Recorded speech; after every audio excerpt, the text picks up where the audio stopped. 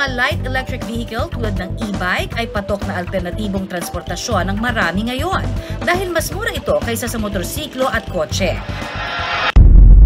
Pero papaano kung ang electric bike na dapat makatulong, naging daan pa sa aksidente ng isang 3 taong gulang na bata?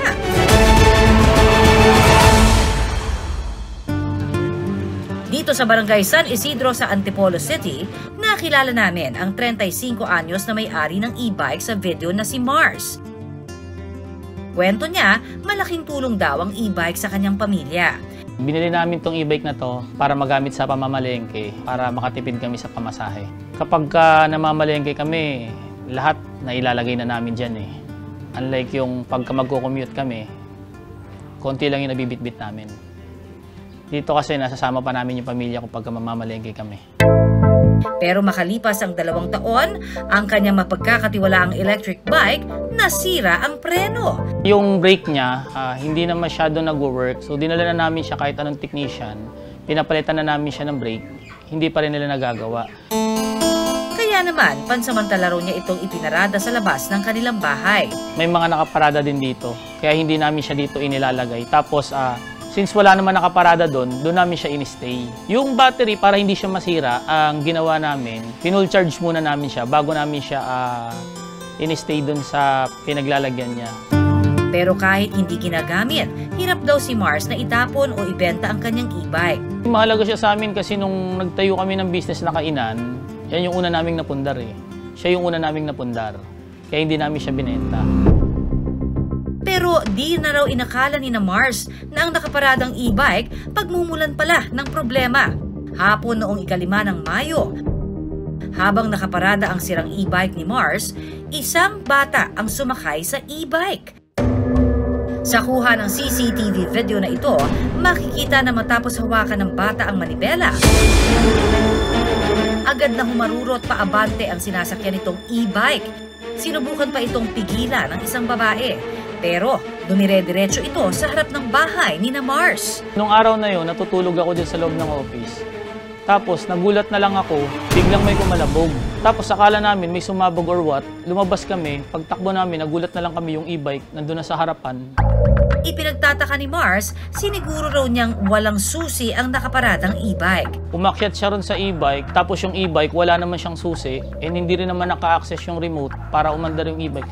Nagulat na lang kami pagsampan niya, biglang umandar yung e-bike, tapos nagkaroon ng malakas na kalabog. Ayon sa Metropolitan Manila Development Authority o MMDA, nasa mahigit 700 kaso ng mga aksidenteng may kinalaman sa electric vehicles ang sinasabing natala at mas mataas po ng triple yan kumpara noong taong 2019 na nasa mahigit 300 kaso.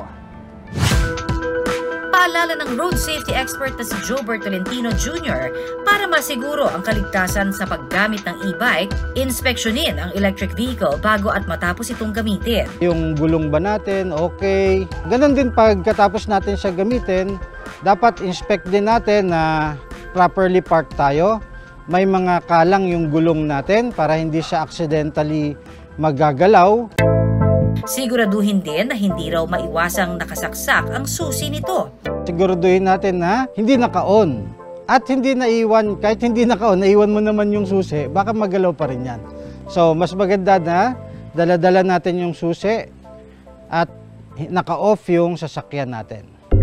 Iparada rin daw ito sa ligtas na lugar at lagyan ng harang para hindi makasakay, lalo na ang mga bata.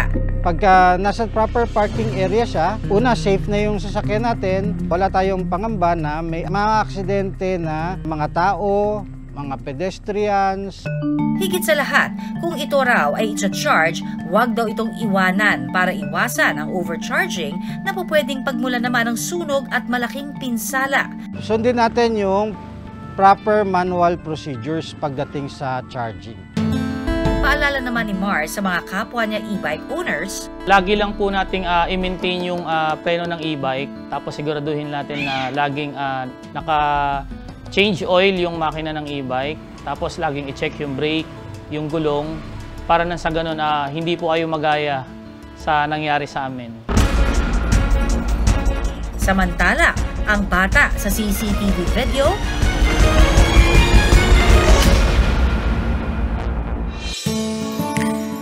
ligtas at walang tinamong sugat. Chinek ko po pagpasok po namin ng bahay. Tapos tinignan ko po lahat ng mga katawan niya kung okay po ba o may sugat. Wala naman po. Pero dahil sa nangyaring aksidente, tila na-trauma raw ang bata sa video. Yung trauma niya po kasi is parang na-trigger po talaga siya. Sobrang takot niya. Kaya po hindi na po siya talaga lumalabas na hindi kami kasama. O wala po sa kanya nagbabantay. Ayon sa behavior specialist na si Dr. Raul Ganya, natural ang pagkakaroon ng trauma matapos sa mga aksidente, lalo na sa mga bata. Mahalaga na bantayan natin yung pagbabago kasi pag ito ay nagpatuloy o yung sabi nga natin yung persistent na changes in behavior, maari ito lalong magkaroon ng depression tapos may lead to something else. Kaya ito ay napakahalaga na babantayan natin. Ang payo ni Dr. Raul para mawala ang trauma ng bata, unti-unting ipaliwanag sa kanya ang pangyayari at iparamdam na ligtas siya. Unti-unti para makita lang niya na hindi pala ito kalaban, hindi pala nakakatakot. Para unti-unti masasabi niya na hindi pala nakakatakot. Tapos yung presence ng nanay niya napakahalaga. Na nandoon yung nanay niya, no, na hindi siya iiwanan at hahawakan siya ng nanay niya habang papasok ng eskwela. Pero pag nag-persist ito, talagang nakita natin na talagang yung trauma niya ay sobra, na ayaw niya, maybe kailangan na ng psychotherapy ng bata, kailangan na ng medical support. Hindi rin daw makatutulong ang pagpalo sa mga bata. Maling-mali na pagalitan, lalo na on the situation. Kinakailangan, alamin muna natin, kamustahin muna natin. Ang bawat behavior kasi ng tao, kinakailangan iniintindi. Kung sasabayan mo pa siya ng galit, mas nadadagdagan yung anxiety ng bata. Kasabay ng pagbabago ng panahon, maging high-tech man yan, sabayan dapat natin ito na mahigpit at istriktong pag-iingat. Dahil ang kaligtasan, hindi dapat isinasantabi at ipinaparada para ligtas sa lahat ng oras. Maraming salamat sa pagtutok sa Pinoy MD. Para po sa iba pang kaalaman tungkol sa ating kalusugan, mag-subscribe na sa GMA Public Affairs YouTube channel. And of course, don't forget to hit the bell button for our latest updates.